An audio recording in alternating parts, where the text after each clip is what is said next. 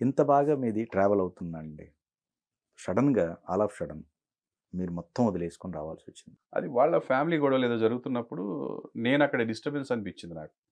So, నేను వాలంటరీగా నేనే బయటకొచ్చేసా. హ్మ్. ఏదో ఒక సందర్భంలో నాకు నచ్చలేదు.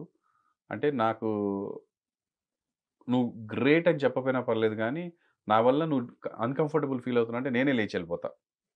నాకెందుకే నీకు అన్‌కంఫర్టబుల్ ఉంటే అని అనుకునే టైప్ నేను గాదు. ఓకే. నా కంఫర్ట్ మాత్రమే చూసుకునే వ్యక్తిని గాదు నేను. హ్మ్. సో, ఎప్పుడైతే పెద్దాయన నన్ను పిలిచి, "ఇట్లా మీరు ఎందుకు ఆ సీరియల్ తీసేశారు?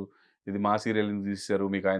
మీకు అధికారం ఇచ్చిన" ఇది అన్నప్పుడు, "సార్ అది నాకు మంచిగా అనిపించలేదు తీసేశానంటే, అది మీరు అలా తీయడం వల్ల నాకు, బాబుకి గొడవ అవుతుంది గదా!"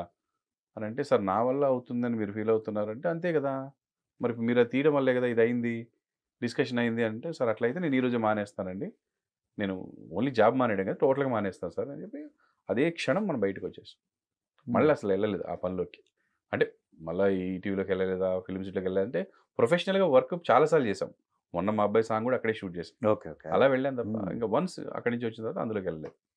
సుమన్ గారు ఉన్నప్పుడు గూడా. కాకపోతే ఆయన నా మీద ఉన్న ప్రేమతోటి ఆయన గూడా మొత్తం మానేసాడు. ప్రీవియస్ ప్రోగ్రామ్స్ అన్నీ. మొత్తం ఆ రోజు టోటల్‌గా ఆపేసారు. వద్దన్నా వినలేదు. ఆయన డెసిషన్ అది. ఓకే. ఓకే. హ్మ్. కొన్ని కొన్ని కొంతమంది మనం ఏం చేయలేమిగ అది.